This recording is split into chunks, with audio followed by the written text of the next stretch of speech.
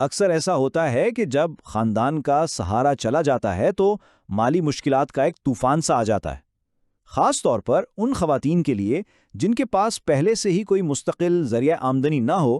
یہ وقت بہت بہت ہی مشکل ہو سکتا ہے۔ تو پھر سوال یہ اٹھتا ہے کہ ایسی حالت میں مالی تحفظ کیسے حاصل کیا جائے؟ لیکن اچھی خبر یہ ہے کہ اس مشکل کا حل موجود ہے، اور آج ہم اسی حل کے بارے میں تفصیل سے بات کرنے جا رہے ہیں۔ اسی مسئلے کی اہمیت کو سمجھتے ہوئے حکومت پنجاب نے ایک بہت ہی اہم قدم اٹھایا ہے۔ انہوں نے ایک ایسا فلاحی پروگرام شروع کیا ہے جو سیدھا ان خواتین کی مدد کرتا ہے جنہیں اس کی سب سے زیادہ ضرورت ہے۔ دیکھیں، جب گھر کا سربراہ نہیں رہتا تو مالی بوجھ اچانک بہت بڑھ جاتا ہے۔ روز کے خرچے ہیں، بچوں کی تعلیم ہے، ان کی صحت کی فکریں، یہ سب کچھ ایک ہی فرد پر آ جاتا ہے۔ تو اسی بوجھ کو کم کرنے کے لیے ایک مضبوط قدم اٹھایا گیا ہے، اور وہ قدم ہے بیوہ سہارا کارڈ۔ اب یہ صرف کوئی عام کارڈ نہیں ہے، بلکہ یہ بیوہ خواتین کے لیے ایک پورا سماجی اور مالی تحفظ کا نظام ہے۔ چلیں تھوڑا اور گہرائی میں جاتے ہیں اور دیکھتے ہیں کہ یہ اصل میں ہے کیا اور کام کیسے کرتا ہے۔ اگر بالکل سادے لفظوں میں سمجھیں تو بیوہ سہارا کارڈ حکومت پنجاب کا ایک ایسا پروگرام ہے جس کے ذریعے ان بیوہ خواتین کو ہر مہینے کچھ رقم دی جاتی ہے جن کے پاس آمدنی کا کوئی ذریعہ نہیں ہے، اور اس کا مقصد صرف پیسے دینا نہیں بلکہ ان کو اس قابل بنانا ہے کہ وہ عزت سے اپنا اور اپنے بچوں کا خیال رکھ سکیں۔ تو اس پروگرام کے جو مقاصد ہیں نا، وہ صرف مالی امداد تک محدود نہیں ہے۔ اس کے پیچھے بہت گہری سوچ ہے، جیسے کہ کم آمدنی والی بیواؤں کو ماہانہ سپورٹ دینا، پھر ان کی زندگی کو بہتر بنانا، اس کے علاوہ ان کے گھرانوں سے غربت کو کم کرنا، اور سب سے اہم، ان کو وہ سماجی تحفظ دینا جو ان کا بنیادی حق ہے۔ اچھا، تو اب آتے ہیں سب سے اہم سوال کی طرف۔ اس پروگرام سے فائدہ اٹھا کون سکتا ہے؟ یعنی اس کی اہلیت کیا ہے؟ اس کے لیے کچھ خاص شرائط رکھی گئی ہیں، چلیں ان پر ایک نظر ڈالتے ہیں۔ ذرا اس چیک لسٹ کو دیکھتے ہیں۔ سب سے پہلی شرط یہ ہے کہ درخواست دینے والی خاتون بیوہ ہوں۔ دوسری، ان کا تعلق پنجاب سے ہو۔ تیسری شرط، آمدنی کا یا تو کوئی ذریعہ نہ ہو یا بہت ہی معمولی ہو۔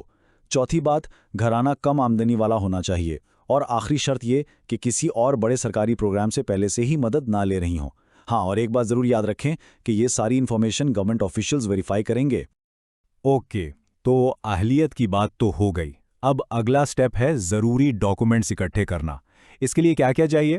قومی شناختی کارڈ یعنی NIC، شوہر کا ڈیتھ سرٹیفکیٹ، پنجاب میں رہائش کا کوئی ثبوت، انکم سرٹیفکیٹ اگر وہ مانگے تو، اور پاسپورٹ سائز تصویریں۔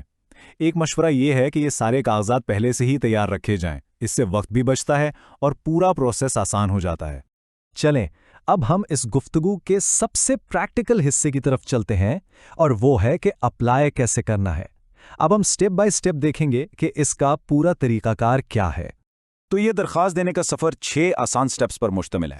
سٹیپ 1، اپنے قریبی پنجاب سوشل پروٹیکشن اتھارٹی یا کسی لوکل گورنمنٹ آفس جانا۔ سٹیپ 2، وہاں سے اس کا آفیشیل اپلیکیشن فارم لینا۔ سٹیپ 3، فارم کو بہت احتیاط سے بالکل صحیح معلومات کے ساتھ فل کرنا۔ سٹیپ 4، جتنے بھی ضروری ڈاکیومنٹس ہیں ان کی فوٹو کاپی ساتھ اٹیچ کرنی ہے۔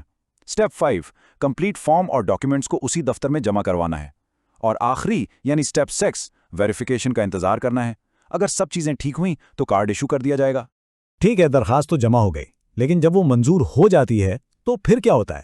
اور اس پورے پروسیس کو اپنے لیے اور آسان کیسے بنایا جا سکتا ہے؟ چلیں اب ان اہم پوائنٹس پر بات کرتے ہیں۔ اس پروگرام کے جو فائدے ہیں نا، وہ بالکل اسی مسئلے کا حل ہیں جس کی بات ہم نے شروع میں کی تھی۔ اس سے کیا ہوتا ہے؟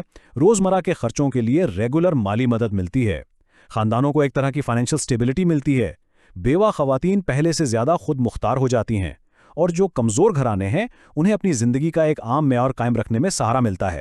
اور جہاں تک پیسے ملنے کی بات ہے، تو جب اپلیکیشن اپروو ہو جاتی ہے تو یہ رقم گورنمنٹ کے منظور شدہ بینکوں، موبائل بینکنگ سروسز یا پھر مخصوص پیمنٹ سینٹرز کے ذریعے بہت آسانی سے مل جاتی ہے۔ جو مستحق لوگ ہیں ان کو اس پورے پروسیس کے بارے میں انفارم کیا جاتا ہے، تو گھبرانے کی کوئی ضرورت نہیں۔ آخر میں کچھ بہت ضروری ٹپس ہیں جو ذہن میں رکھنی چاہیے۔ ہمیشہ سچی اور صحیح انفارمیشن دیں۔ یہ یقینی بنائیں کہ سارے ڈاکیومنٹس پورے اور ویلڈ ہوں۔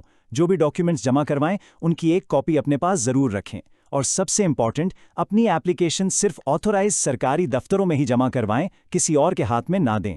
دیکھا جائے تو یہ پروگرام سماجی تحفظ کی ایک بہترین مثال ہے، اور یہ ہمیں ایک بڑے سوال پر سوچنے پر مجبور کرتا ہے کہ کمزور شہریوں کے تحفظ کے لیے حکومت کا کیا رول ہونا چاہیے۔ یہ ایک ایسی سوچ ہے جو ہم سب کو اس بات پر غور کرنے کی دعوت دیتی ہے کہ ایک معاشرہ ہونے کے ناطے ہم اپنے سب سے ضرورت مند افراد کی مدد کیسے کر سکتے ہیں۔